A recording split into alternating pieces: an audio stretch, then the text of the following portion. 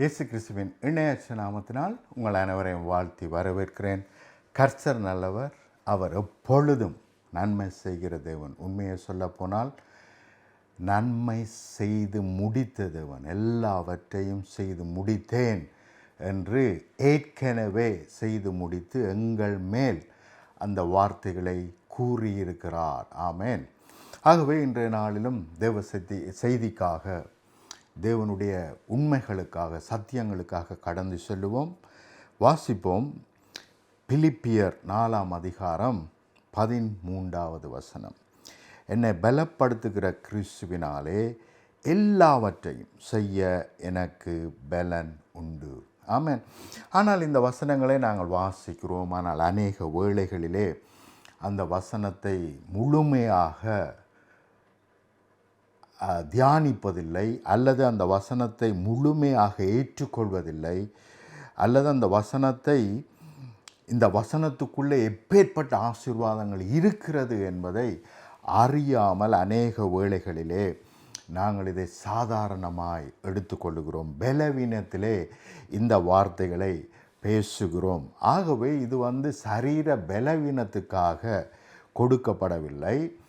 இது எல்லாவற்றையும் செய்து முடித்த தேவன். நமக்கு என்னெல்லாம் தேவை அதெல்லாம் நாங்கள் நினைப்பதற்கும் வேண்டுவதற்கும் மிகவும் அதிகமாய் நமக்குள்ளே கிரியை செய்யும்படிக்கு இந்த வார்த்தைகள் நமக்கு கொடுக்கப்பட்டிருக்கிறது. என்னை பலப்படுத்துகிற, என்னை ஞானியாக்குகிற, என்னை பரிசுத்தமாக்கின, என்னை நீதிமான் ஆக்கின, என்னை ஐஸ்வர்யவான் ஆக்கின கிறிஸ்துவுக்குள் எல்லாவற்றையும் செய்ய எனக்கு பலனுண்டு என்று தமிழில் இருக்கிறது. சக்தி உண்டு, வல்லமை உண்டு, ஞானம் உண்டு என்பதுதான் சரியான அர்த்தமாகவே என்னெல்லாம் எனக்கு தேவையோ அவை எனக்கு ஏற்கனவே கொடுக்கப்பட்டிருக்கிறது என்று இந்த வசனம் நமக்கு சொல்லுகிறது.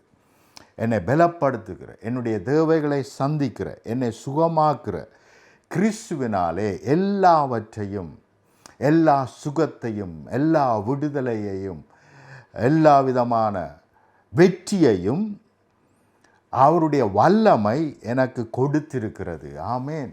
இனிமேல் தான் கொடுக்கும் என்பது அல்ல, அது எனக்கு கொடுத்திருக்கிறது. ஆமேன்.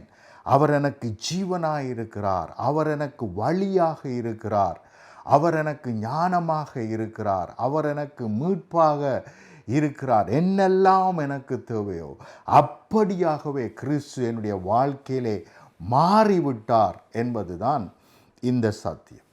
ஆமேன். ஆகவே இந்த ஒரு வசனத்தை நாங்கள் பல விதத்திலே, பல கோணங்களிலே நாங்கள் தியானித்தாலே போதும். என்னத்தை தியானிக்கிறோமோ அப்படியே நம்முடைய வாழ்க்கை இருக்கிறது. என்னத்தை நினைக்கிறோம், அனுதினமும் என்னத்தை தியானிக்கிறோம், அப்படியே எங்களுடைய வாழ்க்கை மாறுகிறது. ஆகவே அனுதினமும் உங்களுடைய தியானம் என்ன, உங்களுடைய சிந்தை என்ன என்பதை சோதித்து பாருங்கள்.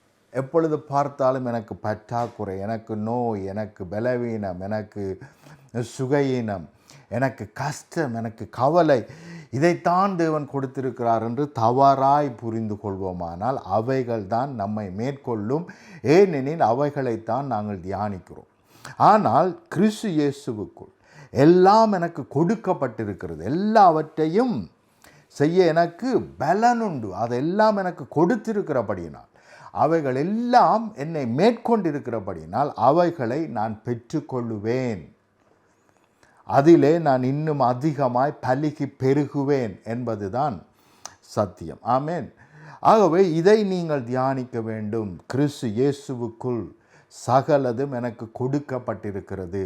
ஆமேன். சுகம் கொடுத்தாயிற்று, விடுதலை கொடுக்கப்பட்டாயிற்று, எனக்கு தேவையான முதல், நான் தொழில் செய்ய வேண்டுமானால் தேவையான முதல் எனக்கு கொடுக்கப்பட்டாயிற்று, அதை செய்யத்தக்க ஞானம் எனக்கு கொடுக்கப்பட்டாயிற்று, நான் தேவனிடத்திலிருந்து பெற்றுக்கொள்ளக்கூடிய வேண்டிய எல்லா விதமான நீதியும் எனக்கு கொடுக்கப்பட்டாயிற்று. ஆகவே இனிமேல் கொடுப்பதற்கு தேவனிடத்தில் எதுவும் இல்லை. அவர் கிறிஸ்துவையே நமக்கு கொடுப்பாரானால் அவரோடு கூட மற்ற எல்லாவற்றையும் நமக்கு கொடுக்காதிருப்பது எப்படி என்று வேதம் நம்மை பார்த்து கேட்கிறது. ஆகவே இந்த வருஷத்திலே நீங்களும் நானும் விசுவாசிக்க வேண்டியது என்னென்றால், தேவன் எனக்கு தேவையான யாவற்றையும் எனக்கு ஏற்கனவே கொடுத்து விட்டார்.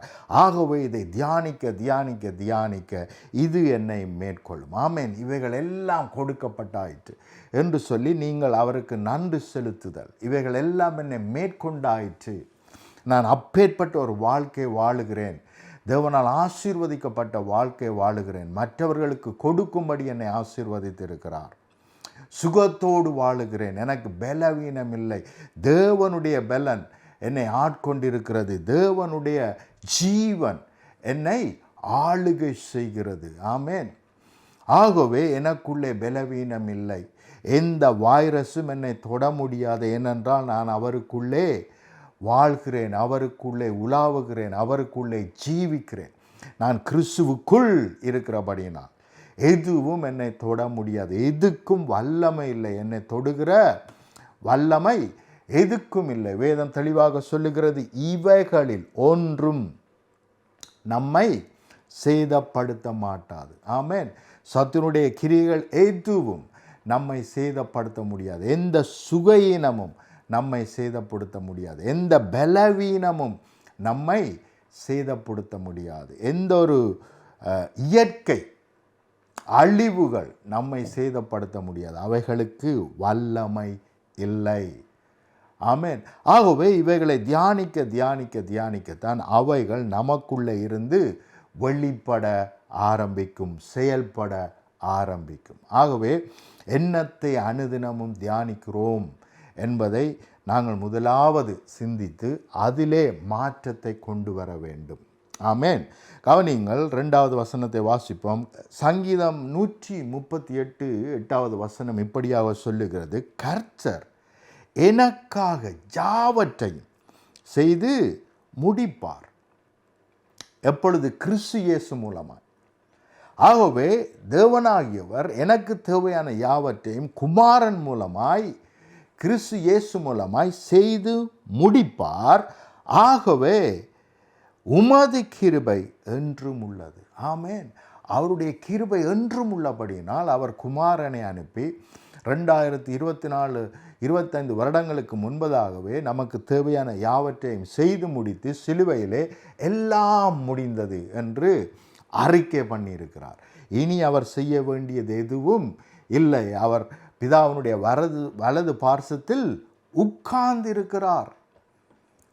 ஆகவே இவைகள் செய்து முடித்தாயிற்று, எல்லாம் எனக்கு கொடுக்கப்பட்டாயிற்று என்று சொல்லி விசுவாசித்து செயல்படுவோமானால், விசுவாசித்து கொண்டாடுவோமானால், இவைகள் எல்லாம் என்னையும் என்னுடைய குடும்பத்தையும் என்னுடைய சூழ்நிலையை மேற்கொண்டு விட்டது, ஆகவே நான் பெற்றுக்கொண்டேன் என்று சொல்லி நன்றி செலுத்துவோமானால் நிச்சயமாய் இவைகள் நம்மை வந்து மேற்கொள்ளும். ஆமேன். இன்னொரு வசனத்தை நான் உங்களுக்கு வாசிக்கிறேன், கவனிங்கள். 1 கொரிந்தியர் 1 அதிகாரம் 31வது வசனம். எனக்கு ரொம்ப பிடிச்ச ஒரு வசனம் இது.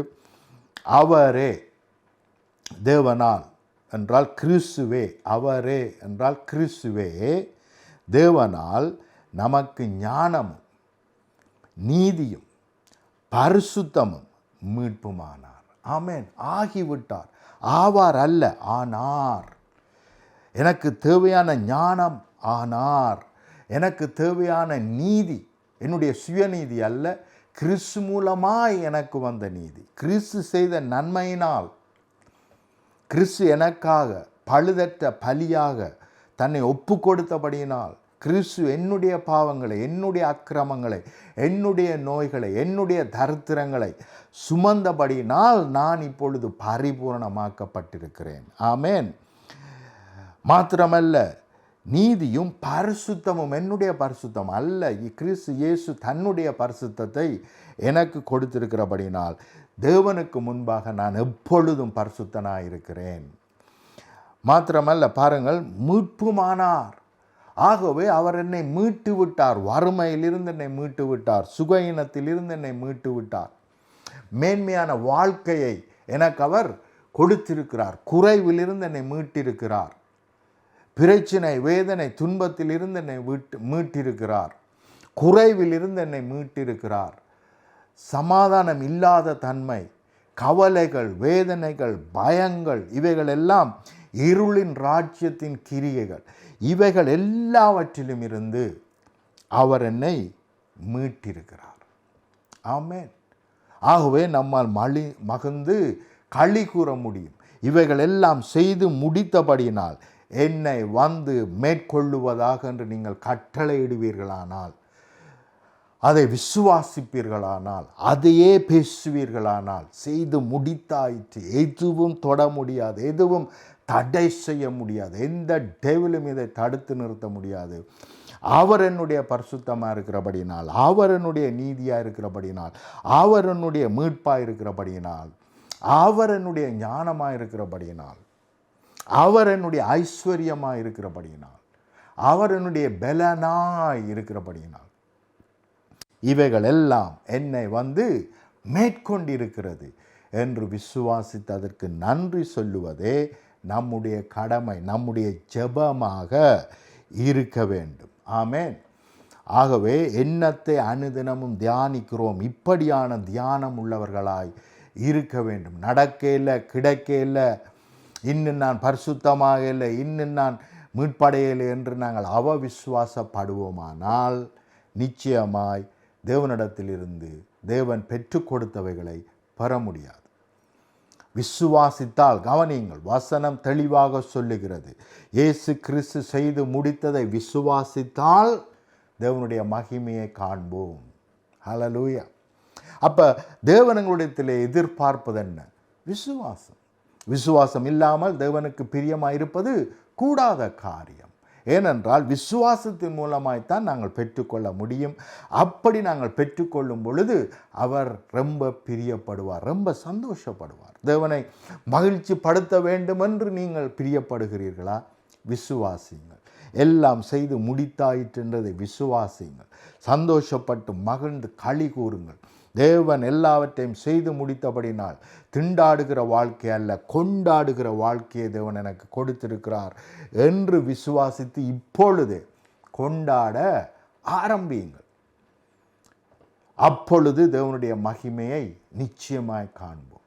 நாங்கள் விசுவாசித்து விசுவாச அறிக்கை பண்ணினால், நாங்கள் விசுவாச அறிக்கை பண்ணினால் தேவனுடைய மகிமையை, தேவனுடைய கிரிகையை, தேவனுடைய சுகத்தை, விடுதலையை, தேவனுடைய ஆசீர்வாதத்தை நிச்சயமாய் காண்போம். அல்லேலூயா. இன்னும் சில வசனங்களை உங்களுக்கு காண்பித்து கொடுக்க நான் விரும்புகிறேன். எடுப்போம், வாசிப்போம். எசாயா 40வது அதிகாரம் 28வது வசனத்திலிருந்து 31வது வசனம் வரைக்கும் நான் உங்களுக்காக வாசிக்கிறேன். பூமியின் கடையாந்தரங்களை சிருஷ்ட கர்த்தராகிய அநாதி தேவன் சோர்ந்து போவதில்லை. நிறைய வேளைகளில் அப்படித்தான் நினைக்கிறோம். தேவன் கோபமாக இருக்கிறார், தேவன் எரிச்சல் உள்ள தேவன், தேவன் சந்தோஷமாக இல்லை. ஆனால் அப்படித்தான் அநேக வேளைகளிலே நாங்கள் நினைக்கிறோம், தவறாக புரிந்து கொள்ளுகிறோம். கவனிங்கள், பூமியின் கடையாந்தரங்களை சிருஷ்ட கர்த்தராகிய அநாதி தேவன் சோர்ந்து போவதில்லை. எங்களுடைய கிரியை பார்த்து, இந்த உலகத்தை பார்த்து அவர் சோர்ந்து போகிற தேவன் அல்ல, இளைப்படைவதும் இல்லை. இன்றைக்கு தவறான செய்திகளை கேட்டுக்கொண்டிருக்கிறோம், தவறாக தேவனை குறித்து புரிந்து கொண்டிருக்கிறோம். ஆனால் கவனிங்கள், அவர் இளைப்படைவதில்லை, சோர்ந்து போவதில்லை. இதை நீ அறியாயோ? பார்த்தீர்களா? இதை நாங்கள் அறியாமல் இருக்கிறோம், தெரியாமல் இருக்கிறோம், தவறாய் புரிந்தவர்களாய் இருக்கிறோம். இதை நீ கேட்கவில்லையோ? இப்படிப்பட்ட சரியான பிரசங்கங்களை நீ கேட்கவில்லையோ? அல்லது சரியான பிரசங்கங்களை அல்லது சரியான வார்த்தைகளை வேதத்திலே வாசிக்கவில்லையோ? அவருடைய புத்தி ஆராய்ந்து முடியாதது. சோர்ந்து போகிறவனுக்கு அவர் பலன் கொடுத்து. கவனியுங்கள், சோர்ந்து போகிறவர்களை அப்படியே விடுகிறவர் அல்ல, இன்னும் சோர பண்ணுகிறவர் அல்ல, பலன் கொடுக்கிற தேவனாய் இருக்கிறார். உன் பலவீனத்திலே என் பலன் பூரணமாய் விளங்கும் என்று சொன்ன தேவன். ஆமென். அப்போ அதை விசுவாசி. பூரண பலன் நமக்குள்ளே கிரியை செய்யுது என்பதை விசுவாசிக்கும் பொழுதுதான் அவைகள் நம்மை மேற்கொள்ள முடியும். ஆமென். சத்துவம் இல்லாதவனுக்கு சத்துவத்தை பெருக பண்ணுகிறார். பாருங்கள், சத்தம் எல்லாமே நம்ம இல்லை இல்லை இல்லைன்னு தான் நினைக்கிறோம். ஆனால் அவர் என்னண்டா இருக்கு இருக்கு இருக்கு, அதிகமாக கொடுத்துருக்கிறேன்னு தான் சொல்கிறார். பலவீனன், நான் பலவீனமாக இருக்கிறேன்னு சொல்லக்கூடாது. பலவீனன் தன்னை பலவான் என்று சொல்ல கடவுள். பலவான், அவருடைய பலன் என்னை மேற்கொண்டிருக்கிறது, அவருடைய ஐஸ்வர்யம் என்னை மேற்கொண்டிருக்கிறது. நான் இனி பாவம் செய்ய முடியாது, ஏனென்றால் அவருடைய நீதி, அவருடைய பரிசுத்தம் என்னை மேற்கொண்டிருக்கிறது. ஹல்லேலூயா என்று நாங்கள் விசுவாசிக்கும் பொழுது தேவனுடைய மகிமையை காண்போம். கவனியுங்கள், பழைய ஏற்பாட்டு காலத்திலே நாங்கள் பார்க்கிறோம், ஒரு பாவியானவன் ஒரு பரிசுத்த பலியை கொண்டு வருகிறான். அவன் பாவிதான், ஆனால் பலி பரிசுத்தமாக இருக்கிறபடினால் அந்த பலியை செலுத்துவதன் மூலம் அந்த பலியினுடைய பரிசுத்தம் அவனை மேற்கொள்ளுகிறது. அதற்கு பிறகு அவன் நீதிமானாக பரிசுத்தவானாக பலியை கொடுத்த பிறகு கடந்து செல்லுகிறான். அப்போ கவனியுங்கள், அவனுடைய சுயக்கிரியை என்ன செய்யவில்லை, அவனை பரிசுத்தமாய் மாற்றவில்லை. மாறாக பலி பரிசுத்தமாக இருந்தபடியினால் அந்த பலியினுடைய பரிசுத்தம் அவனை மேற்கொள்ளுகிறது. அவனுடைய பாவம் அந்த பலியை மேற்கொள்ளுகிறது. அந்த பாவத்திற்காகத்தான் அது பலியாக மாறுகிறது. ஆனால் அந்த பலியினுடைய பரிசுத்தம் என்ன செய்கிறது, அவனை மேற்கொண்டு நீதிமானாக பரிசுத்தனாக அன்று முதல் கொண்டு அறிக்கை பண்ணுகிறது, மாற்றுகிறது. அதே போலத்தான் கிறிஸ்து இயேசுவின் மூலமாய் அவர் நமக்காக பலியானதன் நிமித்தம் என்னுடைய அக்கிரமங்கள், என்னுடைய பாவங்கள், என்னுடைய சுயநங்கள், என்னுடைய சாபங்கள் அவர் மேல் போனது.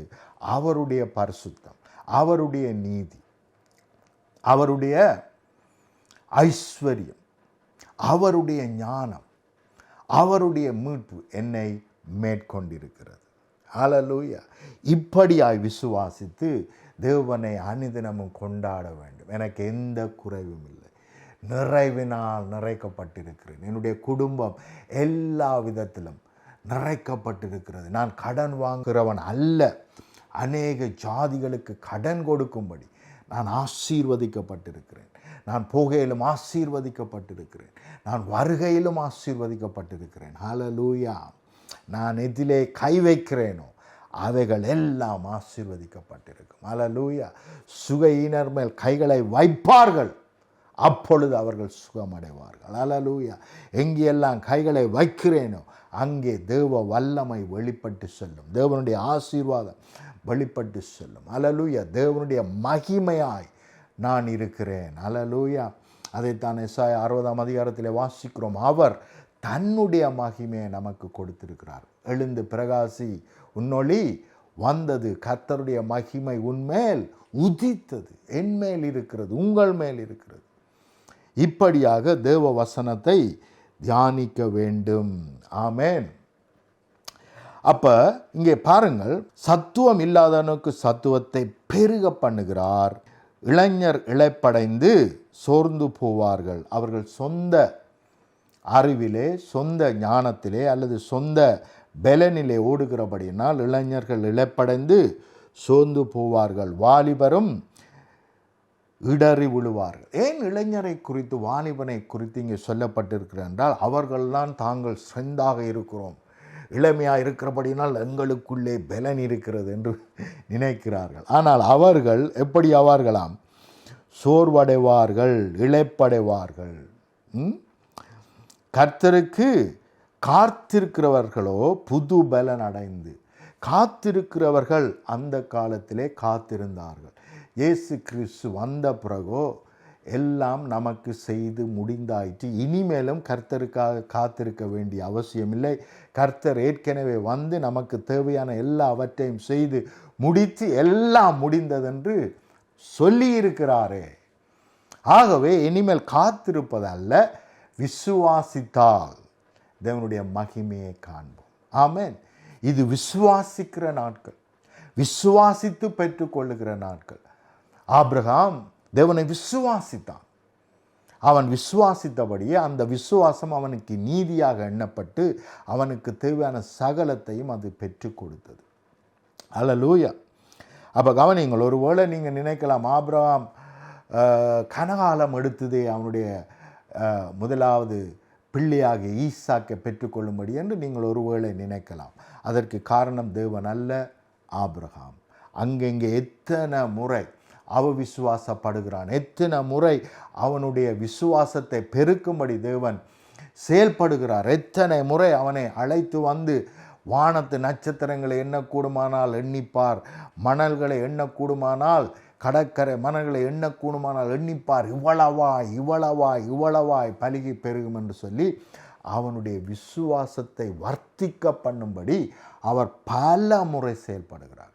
அப்போ எங்கே ஆபிரகாமுடைய பிரச்சனை எங்கே என்று சொன்னால், எனக்கு இப்போ நடக்கும் என்று விசுவாசிக்கவில்லை. இப்பொழுதே நான் அதை பெற்றுக்கொள்வேன், இப்பொழுதே அதை எனக்கு கிடைக்கும், இப்பொழுதே அது தோன்றும் என்று அவன் நினைக்கவில்லை. எப்பொழுதோ கிடைக்கும், என்றைக்காவது கிடைக்கும் என்று நினைத்தபடியினால் அது தாமதமானது.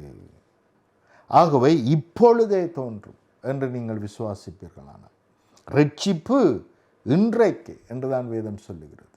இதுவே இரட்சணிய நாள் என்றுதான் வேதம் சொல்லுகிறது. விடுதலை இன்றைக்கு என்றுதான் வேதம் சொல்லுகிறது. சுகம் இப்பொழுதே பெற்றுக்கொள்வீர்கள் என்றுதான் வேதம் சொல்லுகிறது. ஆமென். நீதிமொழிகளில் ஒரு வசனத்தை படிக்கிறோம், உனக்கு திராணி இருக்கும் பொழுது ஒருவனை பார்த்து இன்று போய் நாளை வா என்று சொல்லாதே என்று சொன்ன தேவன் உங்களை என்னை பார்த்து அப்படி சொல்லுவாரா? சொல்ல மாட்டார்.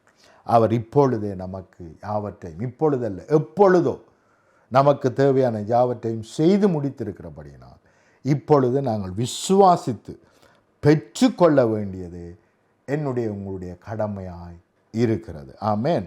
கவனியுங்கள், கர்த்தருக்கு காத்திருக்கிறவர்கள், நான் சொல்லுவேன் கர்த்தரை விசுவாசிக்கிறவர்கள் புதுபலன் அடைந்து கழுகுகளைப் போல செட்டைகளை அடித்து எழும்புவார்கள். அல்லேலூயா. கர்த்தரை இப்பொழுதே விசுவாசிப்பீர்களானால், செய்து முடித்தபடினால் இப்பொழுதே நான் பெற்றுக்கொள்வேன், இப்பொழுதே அது ஆயத்தமாக இருக்கிறது, இப்பொழுதே என்னை மேற்கொள்ளுகிறது என்று சொல்லி விசுவாசிப்போமானால் அதே நிலையிலே நாங்கள் இருக்க மாட்டோம். கழுகுகளைப் போல செட்டைகளை அடித்து எழும்புகிறவர்களாய் இருப்போம். அவர்கள் ஓடினாலும் இளைப்படைய மாட்டார்கள், நடந்தாலும் சோர்ந்து போகார்கள். ஹல்லேலூயா, ஹல்லேலூயா. எவ்வளவு ஓடினாலும் இளைப்படையவே மாட்டோம், ஒரு பொழுதும் சோர்ந்து போகவும் மாட்டோம். ஏனென்றால் தேவன் நமக்குள்ளே இருந்து கிரியை செய்கிற காலம். ஹல்லேலூயா. ஆகவே விசுவாசிப்போம். தேவன் எதிர்பார்க்கிற ஒரே ஒரு காரியம், தேவனுடைய வசனத்தை விசுவாசிப்போமானால், செய்து முடித்தார் என்று விசுவாசிப்போமானால் எங்களுடைய வாழ்க்கையில் இருக்கிற விசனம் ஓடி போகும். விசுவாசித்தால் தேவனுடைய மகிமை இப்பொழுதே நம்மை மேற்கொள்ளும். ஹல்லேலூயா. ஜெபம் பண்ணுவோம். பிரியமானவர்களே, என்னோடு கூட இணைந்து கொள்ளுங்கள். எத்தனையோ அற்புதங்களை நான் பார்த்திருக்கிறேன். மரித்தவர்களை ஜெபத்தின் மூலமாய் எழுப்ப தேவன் எனக்கு உதவி செய்திருக்கிறார். கேன்சர் வியாதியில் இருந்தவர்கள் எத்தனையோ பேர் குணமாகி இருக்கிறார்கள். எவ்வளவோ சாட்சிகள் உண்டு. ஆகவே இப்பொழுதே விசுவாசிங்கள். ஆமென். எத்தனையோ விசா இல்லாதவர்களுக்கு விசாவை தேவன் என்ன செய்திருக்கிறார்? இந்த நான் செய்கிற ஜெபத்தின் மூலமாய் பெற்று கொடுத்திருக்கிறார். எத்தனையோ திருமணமாகாதவர்களுக்கு திருமணங்களை தேவன் அழகாக ஆயத்தப்படுத்தி கொடுத்திருக்கிறார். ஹல்லேலூயா. பிள்ளைகள் இல்லாத பல வருஷங்களாய் பிள்ளைகள் இல்லாதவருடைய கற்பங்கள் திறக்கப்பட்டு ஆசீர்வதிக்கப்பட்டு பிள்ளைகளை அவர்கள் பெற்றிருக்கிறார்கள். ஆகவே பிரியமானவர்களே, தேவன் செய்து முடித்தார். ஆகவே விசுவாசித்து பெற்றுக்கொள்ளுவோம். ஆமென். ஜெபம் பண்ணுவோம் இந்த வேளை. அன்பின் பிதாவே, இந்த வேளைக்காக உமக்கு நன்றி செலுத்துகிறோம். நன்றி ஆண்டவரே, நீர் யாவற்றையும் கிறிஸ்து இயேசுவுக்குள் செய்து முடித்து எல்லாம் முடிந்தது என்று சொன்ன பிரகாரமாய் சொன்ன அந்த வார்த்தையின்படி இப்பொழுது உம்முடைய பிள்ளைகளுக்கு தேவையான யாவும் அவர்களை மேற்கொள்ளுவதாக சுகம் கட்டளையிடுகிறேன். தேவனுடைய பிள்ளைகளை, இதை கேட்டுக்கொண்டிருக்கிற ஜனங்களை மேற்கொள்ளுவதாக. குறைவுகள் இவருடைய குடும்பத்தை விட்டு ஓட்டி போவதாக. நீரே அவர்களுக்கு நிறைவாக இருக்கிறீர். உம்முடைய நிறைவு பிள்ளைகளை மேற்கொள்ளட்டும், சமாதானத்தை மேற்கொள்ளட்டும், சந்தோஷம் மேற்கொள்ளட்டும். குறைவுகள் நீங்கி போவதாக. சமாதான குறைவுகள் குடும்பங்களை விட்டு வெளியேறுவதாக. ஊழியங்களுடைய தேவைகள் சந்திக்கப்படுவதாக. குடும்ப தேவைகள் சந்திக்கப்படுவதாக, மேற்கொள்ளுவதாக. இயேசுவின் நாமத்தினால் நீரே எல்லா சாபங்களையும் சுமந்தபடினால் எல்லா சாப கட்டுக்களும் அவிழ்க்கப்படுவதாக, நிர்மூலமாக்கப்படுவதாக. இப்பொழுதே உம்முடைய மெய்யான விடுதலை மேற்கொள்ளட்டும், மேற்கொள்ளட்டும். சிந்தைகள் மாற்றப்படுவதாக நீர் செய்து முடித்தீர் என்பதை இப்பொழுதே உம்முடைய பிள்ளைகள் உணரட்டும், உணரட்டும். உம்மிலே கள்ளி கூறட்டும், உம்மிலே மகிழ்ந்து கள்ளி கூறுவார்களாக. ஹல்லேலூயா. தேவன் எல்லாவற்றையும் செய்து முடித்தார் என்று சொல்லி உம்மை ருசித்து பார்ப்பார்களாக. உம்முடைய நன்மைகளை ருசித்து பார்ப்பார்களாக. Thank you father. உம்முடைய மகிமை வெளிப்படுகிறதற்காக நன்றி செலுத்துகிறேன். விடுதலை இப்பொழுதே உண்டாயிருக்கிறதற்காக நன்றி. அனைவருடைய வாழ்க்கையிலே செயினில் கட்டப்பட்டிருக்கிறதை பார்க்கிறேன். ஆகவே எல்லா செயினும் இப்பொழுது உடைக்கப்படுவதாக. பலவீனத்திலே கட்டப்பட்டிருக்கிறதை பார்க்கிறேன். சுகையினத்திலே கட்டப்பட்டிருக்கிறதை பார்க்கிறேன். கடனிலே கட்டப்பட்டிருக்கிறதை பார்க்கிறேன். ஓ thank you lord, thank you lord, thank you lord. எல்லா விதமான வைரஸிலும் இருந்து விடுதலை உண்டாயிருப்பதாக. எல்லா விதமான கட்டுக்களும் இப்பொழுது உடைகிறது, உடைகிறது, உடைகிறது. Thank you father. உடைக்கப்படுகிறதற்காக நன்றி. Thank you lord, thank you lord, thank you father. இப்பொழுது அது நடக்கிறதற்காக நன்றி. விடுதலை இப்பொழுதே மேற்கொள்ளுகிறதற்காக நன்றி. மெய்யான பாதுகாப்பு இவர்களை மேற்கொள்ளட்டும், குடும்பங்களை மேற்கொள்ளட்டும். புகையிலும் ஆசீர்வதிக்கப்பட்டிருப்பார்களா, வருகையிலும் ஆசீர்வதிக்கப்பட்டிருப்பார்களா. நீர் செய்து முடித்த யாவும் இவர்களையும் இவருடைய குடும்பங்களையும் இவர்களுடைய பரம்பரை யாவற்றையும் இது மேற்கொள்ளுவதாக. உம்முடைய நன்மையிலே, உம்முடைய ஆசீர்வாதத்திலே, உம்முடைய சுகத்திலே, உம்முடைய சமாதானத்திலே, சந்தோஷத்திலே இன்னும் அதிகமாய் இவர்கள் பலுகி பெருகுவார்களா என்று கட்டளையிடுகிறேன் இயேசுவின் இணையற்ற நாமத்தினால். ஆமென், ஆமென், ஆமென். Hallelujah. Thank you. Thank you. God bless you all. Amen.